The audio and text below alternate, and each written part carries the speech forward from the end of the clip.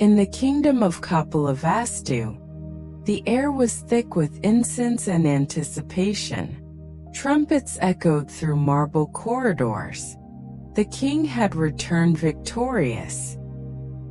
Crowds gathered. Lanterns lined the palace gates. But behind those joyful scenes, a quieter figure stood hidden in shadow. She adjusted her earrings, smoothed her dress, then gently stepped back from the celebration. "Let him see Maya first," she whispered to herself. Her name was Babati, young, graceful, and noble not just in title but in soul.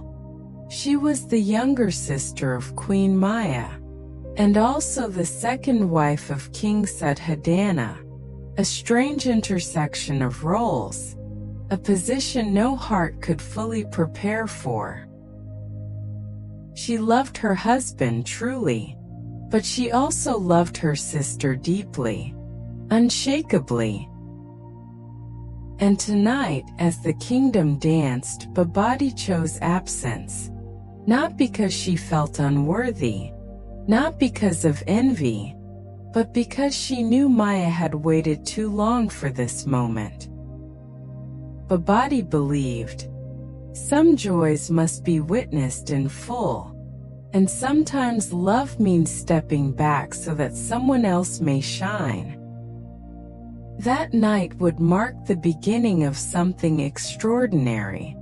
What no one knew yet was that the next seed of the Sakya dynasty, the one who would be called the Awakened One, was already stirring in the dreams of his mother, and Babati's story would quietly cradle that destiny.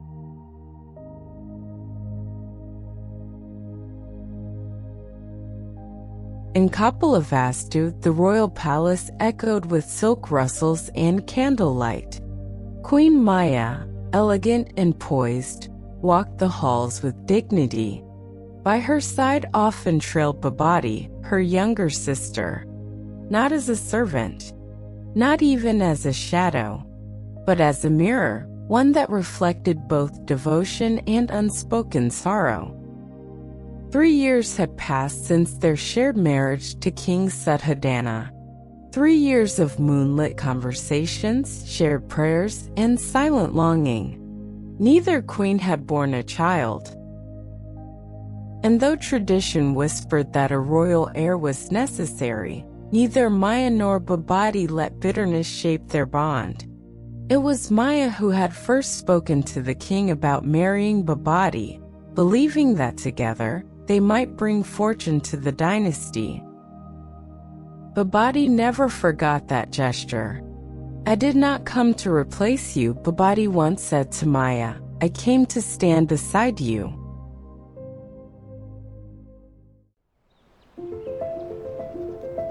Then came the Festival of Lights, a time when wishes were whispered to the stars. That night, Queen Maya had a dream.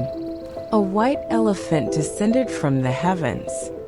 Its trunk held a lotus. It circled her 3 times, then entered her womb. She awoke trembling, her hands on her belly. The dream was taken to the royal seers. "This is no ordinary child," the sage said. "A great soul has chosen to be born." When Babati heard the news, not just of the dream, but of Maya's pregnancy confirmed, she cried, but not tears of envy. She ran to the palace garden. Birds scattered from the trees, and with cupped hands she released a dove into the sky. "Even if I were to bear 100 sons," she said, this joy would still be greater." Her heart soared with Maya's, because when you love without condition, another's joy becomes your own.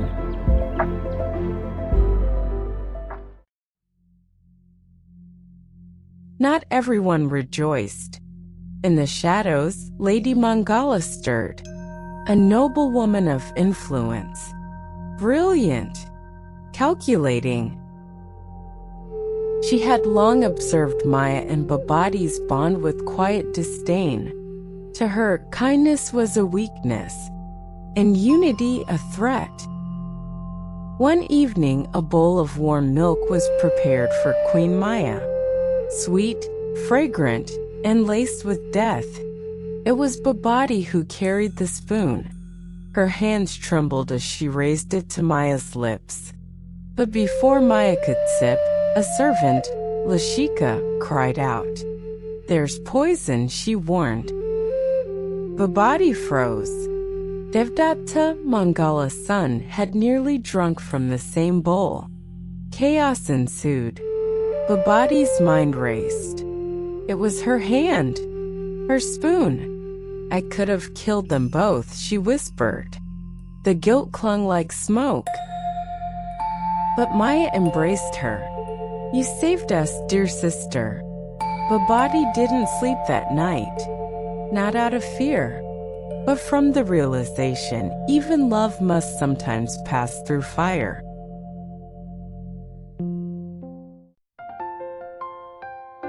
As Maya's belly grew, danger grew too. An ancient prophecy warned, "If the child is born in the royal palace, the father shall perish." Mangala seized the omen. She urged Maya to return to her parental home. Reluctantly, Maya agreed, but only if Babati would accompany her, and so they journeyed together. Through forests and meadows, across rivers and valleys, two sisters, one carrying a child, the other carrying faith. They stopped at Lumbini Garden, a grove of sala trees in full bloom. Maya leaned against a tree, and there, under birdsong and sunrise, she gave birth. A boy. Eyes wide as the morning sky. Babati wept, not because the child was hers, but because the world would never be the same. She whispered, "You are the dawn, and I will be your shade."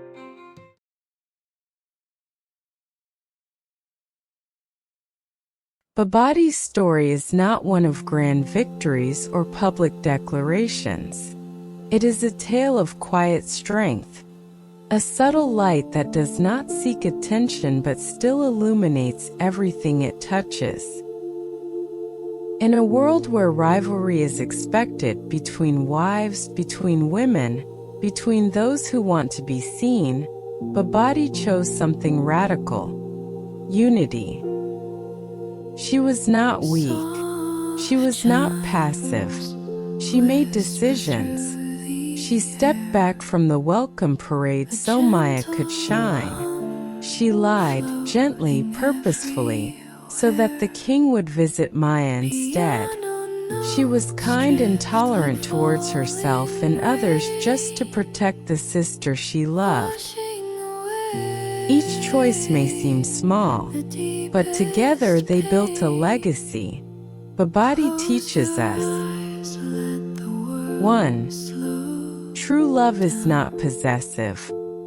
Love that requires attention, credit, or reward is not love. It's a transaction. Babati's love was transformative because it had no agenda. She didn't want Maya to succeed less.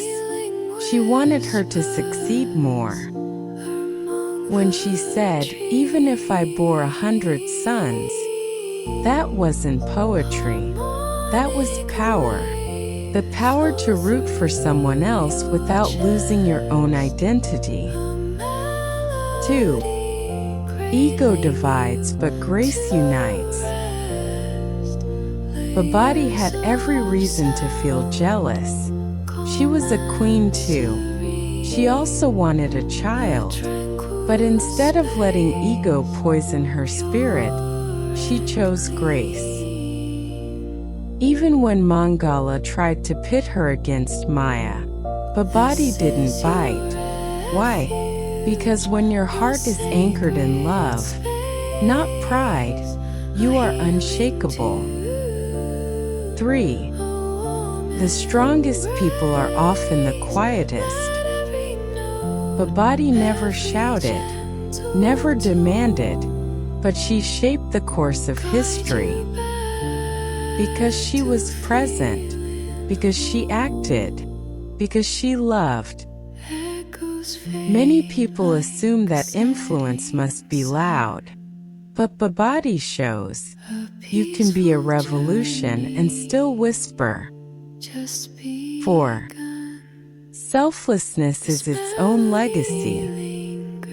Babati's name may not appear in religious texts like Maya's or Gautama's, but without her, the child who became Buddha might never have survived the early plots.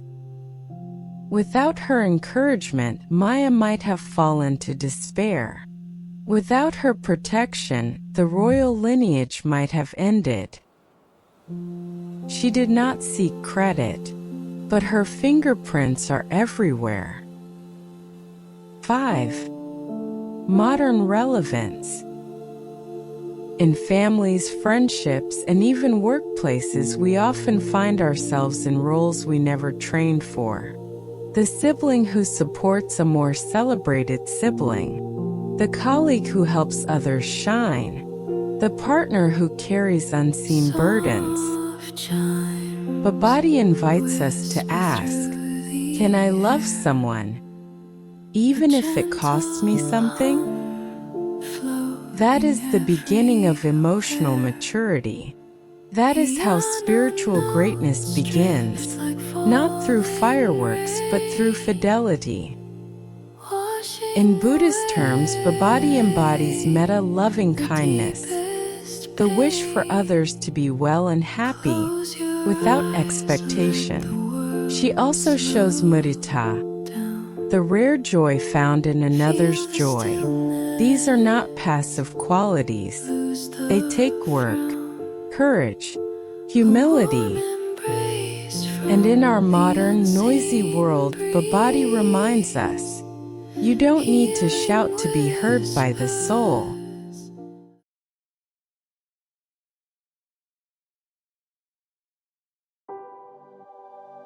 The second flame. Long ago, in a quiet village nestled between two mountains, there lived a candle maker named Yani. She was known not for the brightness of her candles, but for something else. She always lit them for others. Each morning, Yani would rise before the sun. In the center of her cottage burned a sacred lamp, never extinguished, never forgotten. From that lamp, she would take a small flame and walk from house to house, lighting the hearts of those too old, too tired, or too broken to strike fire themselves. No one asked her to. No one paid her. She simply believed, a flame is not diminished by lighting another. One day, a great fire swept through the northern forest. The village was spared, but a young boy, new to the village, lost his voice from smoke inhalation. When he finally recovered, he asked Yani, "Why do you help people who never say thank you?" Yani smiled. "Because someone once lit my fire when I had nothing left," she said. The boy looked puzzled. "But who?" Yani looked up at the eternal lamp in her cottage. "A sister," she whispered. "She gave up her light so I could find mine." The boy never forgot that. Years later, long after Yani had passed, the village built a shrine in her honor. But not a statue, just a single lamp. And every morning, the villagers still light their homes from that one flame. Moral: some love burns so silently it becomes the source of warmth for generations.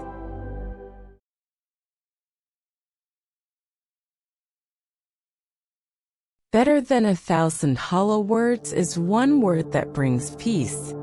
The Dhammapada. Babati never preached. She never sought praise. And yet, her life echoed a core principle of the Buddha's teachings. That love without attachment, compassion without condition, and service without recognition is the highest form of spiritual practice. In the Buddhist tradition, two Pali words capture the essence of Babati's spirit. Metta, loving kindness, a boundless wish for all beings to be happy. Mudita, sympathetic joy, the ability to feel deep joy in another's happiness. Babati lived both. When Maya became pregnant, Babati didn't shrink. She expanded. Her joy wasn't diluted by envy, it was amplified by love. In the scriptures, the Buddha often warned against tanha, craving or clinging. It is this craving, not hatred, that binds us to suffering. Babati's life was a quiet rebellion against tanha. She let go. She gave. And in doing so, she became free. Context from the life of Buddha. The Buddha was born into a world of privilege but left it all behind in search of truth. His path began in the royal palace, surrounded by attachments and expectations. Babati, in her own way, played a role in creating that path, not through teaching, but through tending. She nurtured the beginning so that liberation could take root. In some commentarial texts, monks describe the quiet supporters, those who may never reach nirvana in their lifetime, but whose actions create the conditions for others to awaken. Babati was such a soul. Her strength lay not in detachment from others, but in her ability to love without chaining that love to outcome. Just as a mother would protect her only child with her life, even so, let one cultivate a boundless heart toward all beings.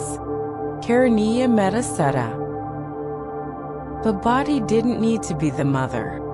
She became the protector. And in doing so, she practiced the Dharma in its purest, most radiant form.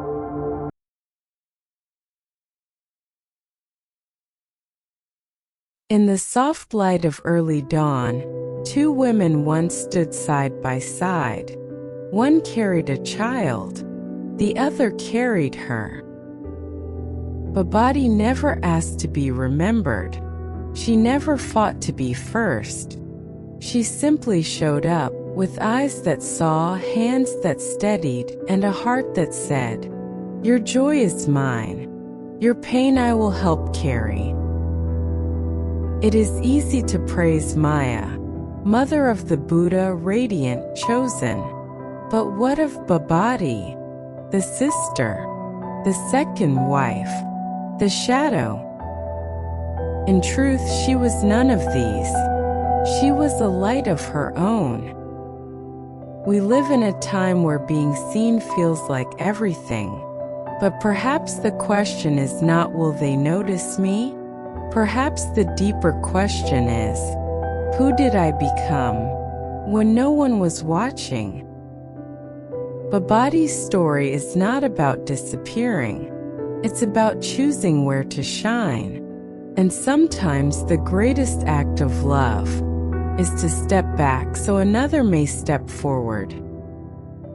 The world needs more Babatis, more people who choose grace over grievance, choose joy in another's joy, choose love that doesn't cling but uplifts.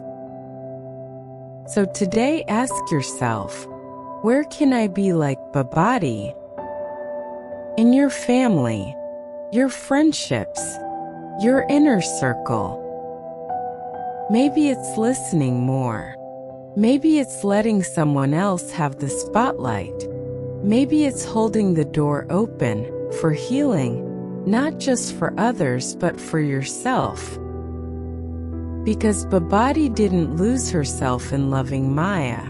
She found herself there. If you light a lamp for someone else, it will also brighten your path. The Buddha. If this story stirred something in you, take a moment, breathe, and hold that feeling. Because the world changes, not when we fight to be seen, but when we quietly become the reason someone else sees clearly. If this message touched your heart, let it stay there. And if you know someone like Babati, tell them they are seen. Thank you for listening.